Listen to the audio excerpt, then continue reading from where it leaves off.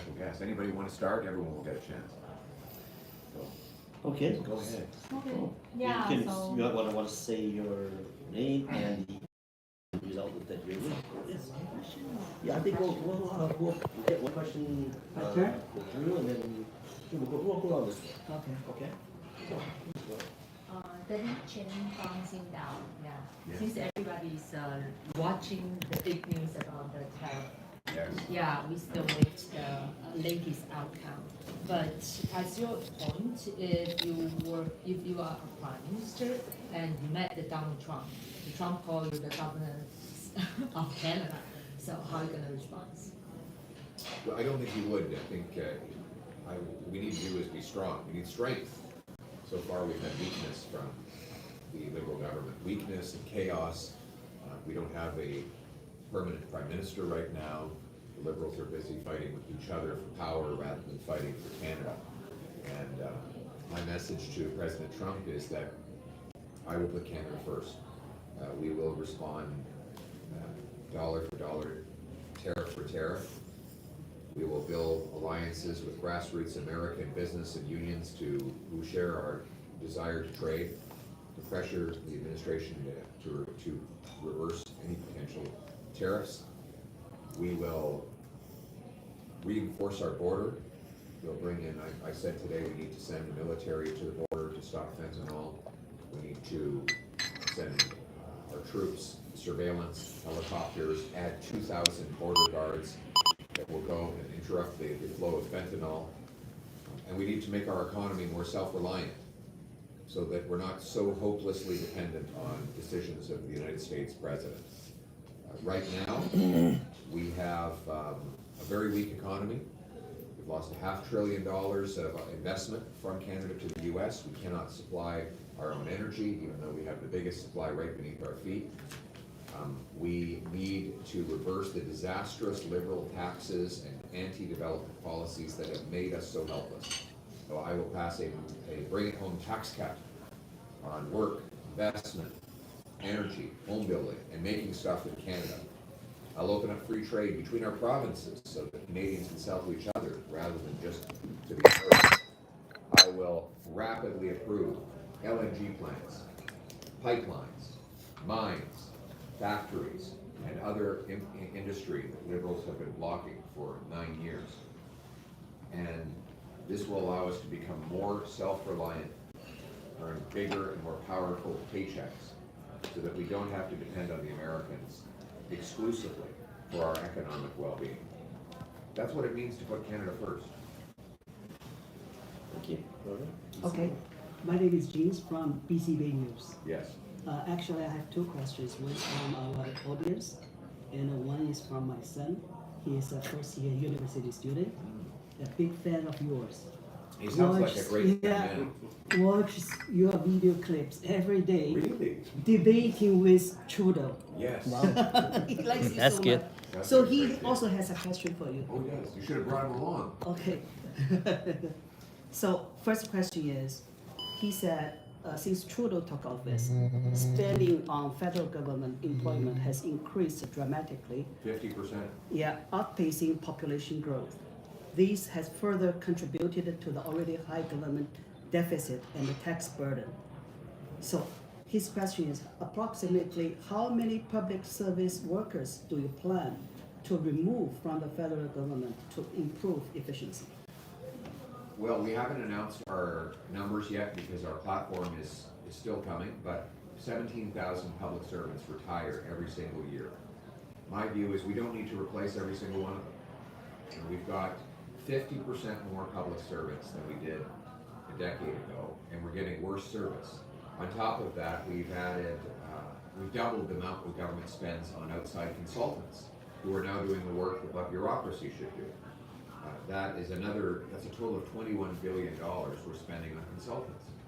That's $1,400 for every Canadian family in taxes to fund federal government consultants. I will be slashing the consultants, and I will be reducing the federal bureaucracy through attrition by filling only a fraction of the job that become vacant as people retire. And that will allow us to save money. We need to cut bureaucracy, cut consultants, cut corporate welfare, and cut foreign aid so that we can bring down debt, taxes, and inflation. Yes, Please, go my ahead. vote. Okay, thank you. And secondly, many voters now feel that many of the Conservative Party's policies remain at the slogan level. For example, if the carbon tax is abolished and other tax reduction measures are implemented, leading to a significant decrease in fiscal revenue, how will the annual budget be balanced? We have to cut wasteful spending. Like I said, we need to cut the bureaucracy, cut the consultants, cut corporate welfare, cut foreign aid, and that's how we're going to free up the money to lower debt, taxes, and inflation. And we're also bringing a dollar for dollar law that requires we find $1 of savings for every new dollar spent. Those are the ways that we're going to bring down deficits and taxes. We also need to unleash growth. Think about it. Yes. The economists have calculated that we could increase federal revenues by about $15 billion if we had free trade between our provinces. Why? Because our economy would be bigger. If our businesses were able to sell more products to our own people, the government would collect more revenue from that. If we unleashed our energy sector is the most productive sector in the country of all. That's not an opinion, it's just the dollar value of every hour worked in the energy sector is the highest of any other sector. You allow resource development, you generate billions of dollars of revenue, not through higher taxes, but through higher GDP. So unleash productive GDP, cut wasteful bureaucracy, you can bring down taxes and deficits. Thank you. This is Dongnan from Calgary, 56 below TV. And you don't go to Calgary, so we come here for you. Oh, thank you. It's my hometown. Yes, it's minus 25 right now.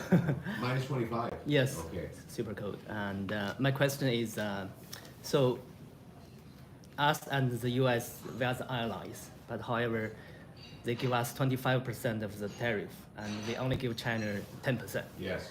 So my question is, do you think the tariff policy going to change the allies' relationship with US? And also, is the policy if you are in power, do you consider China as a threat, as a partner, or as a ally in the future? So let's start with the trade with the U.S. President Trump's tariffs, which I understand he's now paused for another month, are unjustified and unjustifiable. We need to stand strong for Canada. But we need to make Canada more independent. Right now we sell 75% of our exports to America. We sell twice as much to the Americans as we sell to other provinces. It's incredible. Our provinces sell twice as much to America as they sell to each other. We need to have more domestic trade, Canadian to Canadian. So I'm going to work with the provinces to knock down interprovincial trade barriers. I'm willing to approve pipelines and LNG plants so that we can export our natural resources to Asia, to Europe, without going through the United States. We're going to fix our broken ports so that we can get our products out across the Atlantic and Pacific, rather than, again, just giving the Americans our unrefined raw materials for them to profit. And we are going to pass a beautiful patriotic tax cut. It's going to be called the Bring It Home tax cut. And it will bring hundreds of billions of dollars back, because this will become the best place in the world to do business. And that's how we're going to take back control of our lives in Canada. And as for China, we don't seek conflict with any country. We want our sovereignty to be respected. We condemn all foreign interference in our country. And we espouse human rights and freedom for everyone. It will be up to China to decide if it respects those objectives. Thank you. Thank you. Hi, Mr. Proliev. I'm Lawrence from LS Times. It's good to see you again. Thank you. I also have a question about the tariff. With Justin Trudeau's retaliating against Trump's tariff, And he also encouraging Canadians to buy domestic products more now. And now I'm seeing there's like some worry happening at this current situation. And recently, there's this basketball game where Raptors fan booing the U.S. national anthem. I can see this like tension is rising. How will this impact the relationship between the two nations in the long run? We have wonderful friendship with the American people that goes back hundreds of years. And America has been our main security ally since 1940, which is now 85 years. We have the longest undefended border, the biggest and most successful trade relationship of any two countries in the history of the world. All of this is threatened by unprovoked, unjustified, and unjustifiable tariffs. I believe that we can find a solution, put these tariffs aside, and in fact deepen our trade rather than tariffing our trade. And by doing that, both countries will be safer, stronger, and richer. And that's what I'll say to President Trump.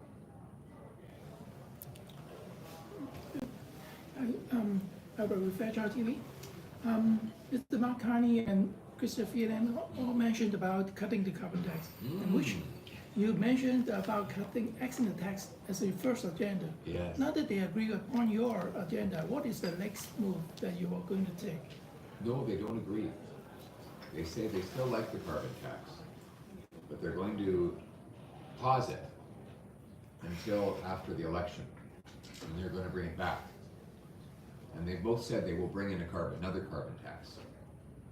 They are just going to pause the existing one until after the election is over. Chrystia Freeland has said that she would use the Quebec-style carbon tax, which is very expensive, very complicated, and has no rebate. Mark Carney has said he will bring in a carbon tax on Canadian industry, and he is not going to have a rebate either. So the carbon tax Mark Carney, that's why they call him Carbon Tax Carney. It's right in his name. The one that he's going to bring in will be bigger than the one we had before, and it will not include any rebate.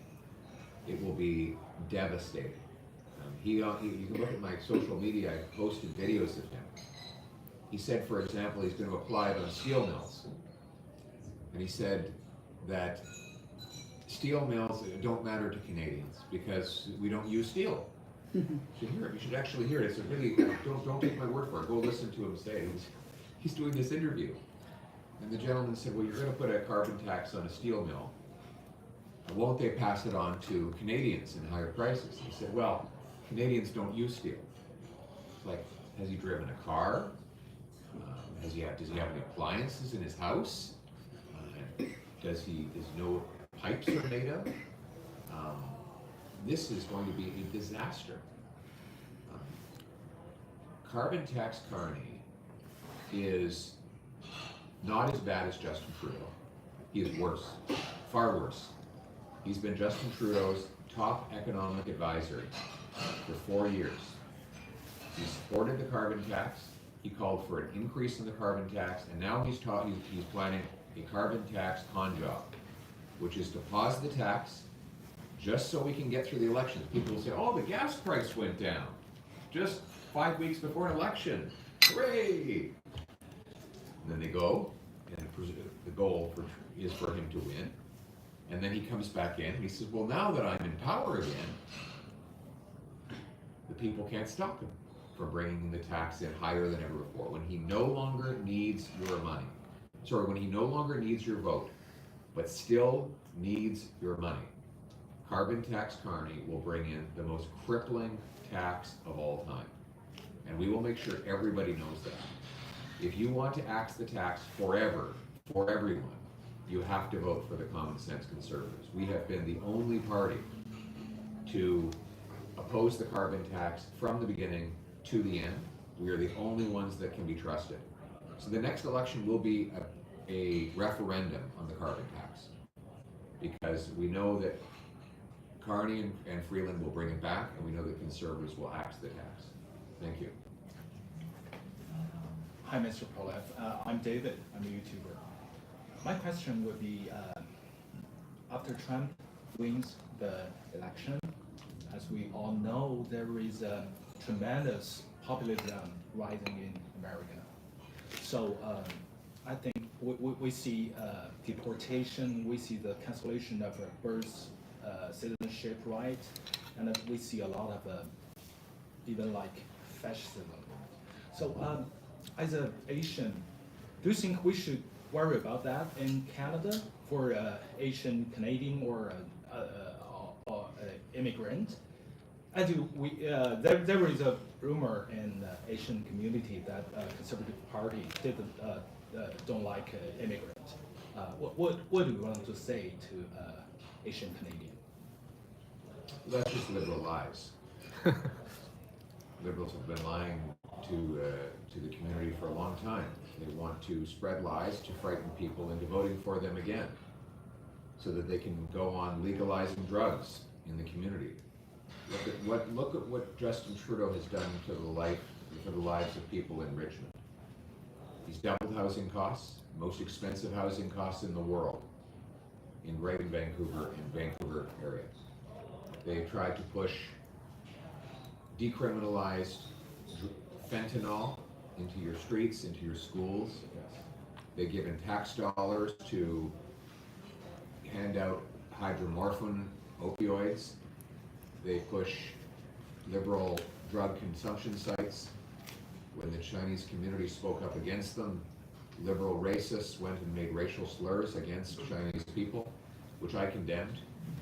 Justin Trudeau refused to condemn it. And they brought in catch and release bail, so now you have these violent criminals terrorizing our communities and being released within days. They've raised your taxes. They've driven people to food banks because carbon tax has driven up food prices. So if you had that record, what would you do? You would spread lies about the other party. And that's exactly what they are doing. Common sense conservatives believe in controlled, compassionate immigration. We believe that we should bring in lawful immigrants who follow the rules to get into the country. That we should control the population growth so that we never add people faster than we add houses. And we believe in ending the fraud in the international student and temporary foreign worker programs that have caused so much chaos for so many people. These are policies that are widely supported by the Chinese community. And we were in government before. For 10 years I was in government. Did any of these things that the liberals are talking about, did they happen? No. So we had a majority government in both the House of Commons and the Senate, and we never did any of the things that they're warning about. So these are just liberal lies trying to hold on to power. But the good news is Canadians of Chinese descent and of all backgrounds are too smart for liberal lies. Thank you. Thank you. Yes. So, Mr. Polyev, thank you for giving us the time to raise our questions. My name is Carmen with Xinjiang. And in view of the fentanyl crisis, it is one of the most critical issues facing our nation.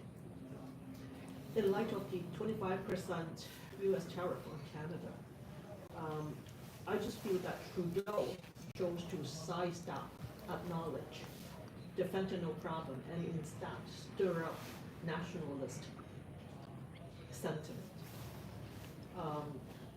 Do you see the problem and how are you going to tackle it? We've lost 49,000 people to fentanyl overdoses under Liberals. There's been a 200% increase in overdose deaths as a result of the radical drug liberalization that they have pushed. They signed on with the British Columbia NDP to decriminalize crack, heroin, cocaine, fentanyl. They've given up tax-funded hydromorphone. We're only inspecting 1% of the shipping containers that come into the country. The other 99% bring in drugs, guns, and other contraband to the country. We have a catch and release criminal justice system that allows serious fentanyl criminals to be released within days of their most recent arrest on bail. They can do their sentences by house arrest in their living room. And that is why our communities are dying from fentanyl. We, the Conservatives, will carry out the biggest crackdown on crime and drugs in Canadian history. We will get rid of catch and release and bring in mandatory prison time for everyone convicted of marketing, trafficking, and exporting fentanyl. We will put in place high-powered scanners that can look into shipping containers that are bringing in the fentanyl ingredients. We will hire 2,000 additional border agents. We will deploy the military. I called for the military to be deployed to our borders to stop the transit of drugs. We will launch recovery so that we can help people who are addicted get off the drugs and go back to their families drug-free. Do you agree with that plan? Better days are coming. Yeah. We have to stop the drugs. Definitely. Terrible what It is is, happening it with is. drugs. It's such a huge pain Yeah. to everyone. I Yeah, really we- cannot understand why our country would happen like this. As a Canadian, it is just so shameful facing other countries questioning us, like, why would that happen with Canada? These traffickers of fentanyl are like mass murderers. It only takes about 2 milligrams of fentanyl to kill somebody. Yes. So, people say, oh, well, they got 5 or 6 kilograms, no big deal. You could kill hundreds of thousands of people with that. That's how deadly it is. It's extremely lethal. It's 100 times more powerful than heroin. And there are even having Uber Eats delivering fentanyl Really? on a daily basis. Yeah, it's so professional, very organized. Did you ever think that would happen in Canada? In Vancouver, 2.5 grams, they criminalized. Yes. The BC.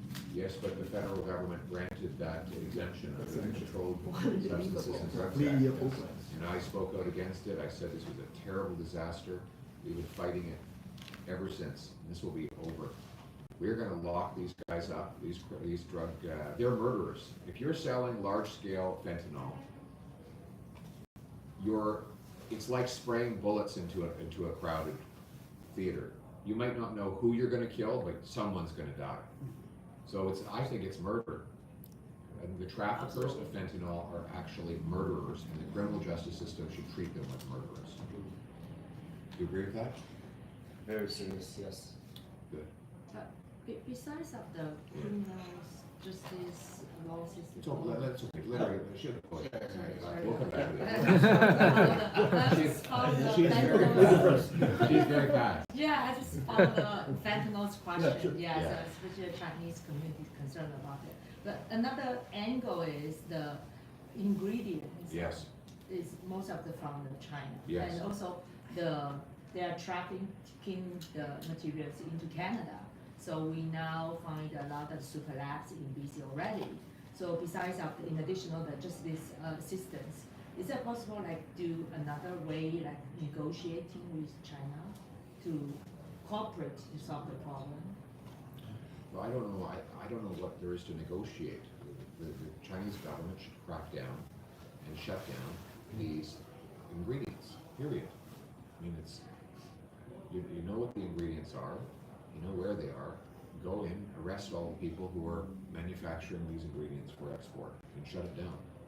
That's my message to Beijing. And also follow the money. Oh, that's another big problem. We have $100 billion of money laundering in Canada, which is equal to about 4% of our national GDP. Vancouver is a real hot spot. Real estate is used as a money washing technique, and money laundering is the is the lifeblood of the drug trade. You can't, because there's so much money involved in these drugs that you have to, you get all this cash, and you have to find a way to wash it before you can spend it and put it in a bank account.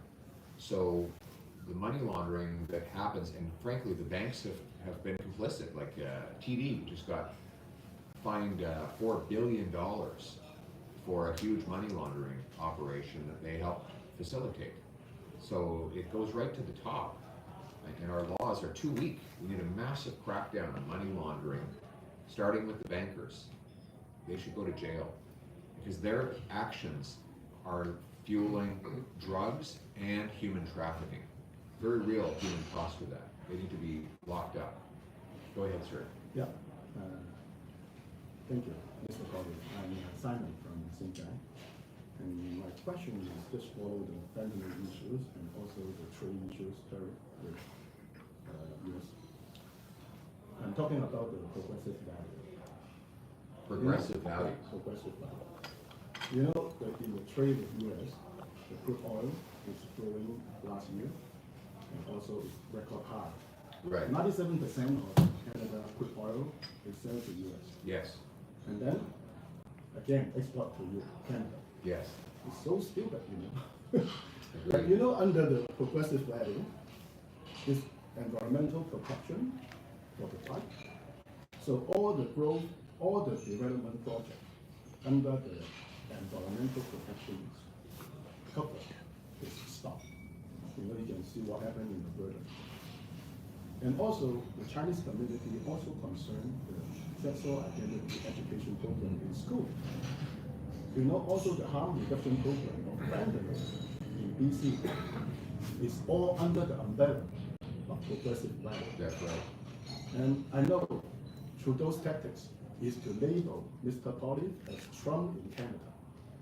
I received a lot of smear campaign message from the Chinese community. Oh, he is anti-immigrants and racist. You know, one time, Kenny Chiu told me, you just take a picture with some guys, they take a picture with you, and this guy is maybe far-right person, and then it's become a scandal in the online media. They use all the tactics to label you as the Trump in Canada. And now, I think the situation has come worse because of the tension between US and Canada. They drums up the nationalist sentiments. So that's why you said in the NHL, the game, ice hockey game, they go to the American national team. Yesterday. Yeah, yesterday. So my question is how to tackle the election is coming. And I saw the poll, the support of conservative is a bit going down. Not like before. The lead is about 20%. And now, because of the tension between US and Canada, the situation is changing. So my question is how to tackle this. I support you, and I'm the co-host of program. Kenny Chiu is my friend. We are the program Great host. guy. Great guy. Well, there's a lot to tackle there. You know, the radical woke agenda of the Liberal Party is opposite of the values of Chinese Canadians. Yeah. The giving out taxpayer-funded drugs, the drug dens, the soft on crime, the radical gender ideology pushed on kids, that is all part of the radical woke NDP Liberal agenda. And I believe in common sense. Common sense conservative values are the values of Chinese Canadians, the values of faith, family, and freedom, hard work, community, patriotism. These are the values that Chinese Canadians support, and they're the ones that I will restore to our government. So what I would say to the Chinese community is look at my values and look at my comments. Look what I've actually said. I think you'll agree with everything I say. And look at what the NDP Liberals have done. Everything they've done is against your values. They punish your hard work with high taxes. They block your youth from having families with doubling housing costs. They endanger your communities with drugs. They undermine family values with radical teachings in schools. Those are not the values of Canadians of Chinese descent. We need good, solid, conservative, common sense values. And that is what we're going to restore. Great, You so agree with that? I do agree. Common sense is not common today. We're gonna make common sense common. So, because of time constraints, we are going to give the last question here to. Oh. Okay, yes. Okay, the updated information is just like the Mexico, the US tariff on Canadian goods ports for 30 days. So would you have any comments about the results? This is a positive development. I'm very glad to hear that. And we need to continue to have access to the American market. And my message to Americans is let's trade more together. Let's not fight each other. We're friends and neighbors. And hopefully we can settle any differences and keep the border open to trade, closed to crime and drugs, so that both countries are richer, stronger, and safer as neighbors and friends. So I'm sorry that we're going to have to close now. The here will be available for pictures right afterwards. But before, just wonder, Yes. here, if you have any comments that I'd like to make for the audience across Canada and also in Richmond. Yes, well, I'd like to thank Canadians of Chinese descent. Wish everyone a Happy New Year, Xin Yan Hao, Xin Yan Kuai Le. I hope that you and your families have had wonderful Lunar New Year celebrations. I look forward to building a historic friendship between the Chinese community and the Conservative Party based on our shared values of faith, family, and freedom. We're going to bring home Canada's promise. The promise that anyone from anywhere can do anything. That hard work earns a powerful paycheck and pension that buys affordable food, gas, and homes in safe neighborhoods where it doesn't matter if your name is Martin or Mohammed, Smith or Singh, Chang or Charles. As long as you're prepared to work hard, follow the law, you can have a great life with a beautiful family on a safe street in a country's protected by strong borders under a proud flag that symbolizes the best of us all. Thank you very much. Happy New Year. Let's bring it home. Thank you. Happy New Year. Thank you. Happy New Year. Thank you, everyone. Before standing up, just a quick note. For photos, if everyone just wants to stand up, you're going to line up on the right side of the wall. Just tuck your chairs in, just line up on the right side of the wall. Okay. Still want to move the table?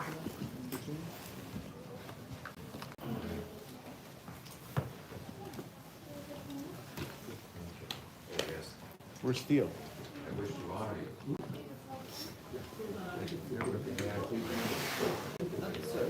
I thought you were going to help me with this, Theo. Just line up over there for the photos. Line up over there on that side. Okay. Thank you guys. You're the ones who. I don't know. You grab it from the leg. Just line up over there. Just grab it from the leg.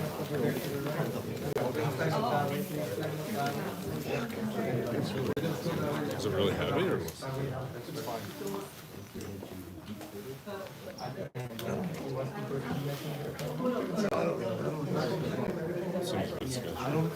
Usually these tops are attached to the legs. I say we did ours. I wish to honor you.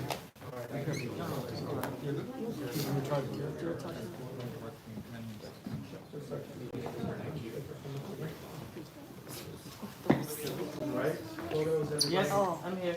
Sorry, go ahead. Sorry about that. All right.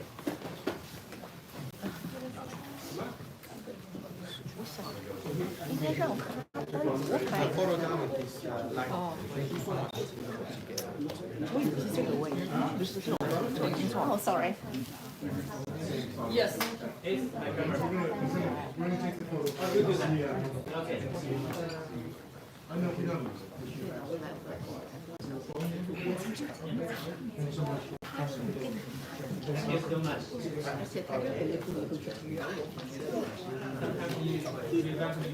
Go back to our Great place. I also graduated from I live in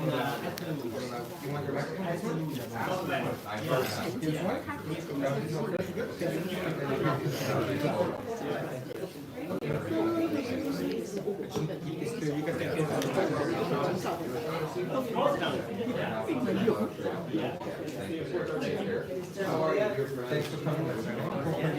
Thank you. Safe flight back. Yes.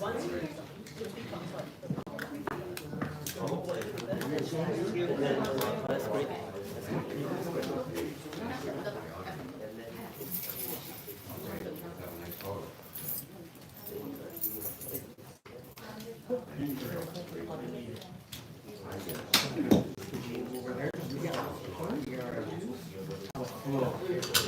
Yes, yes, understand. Alright.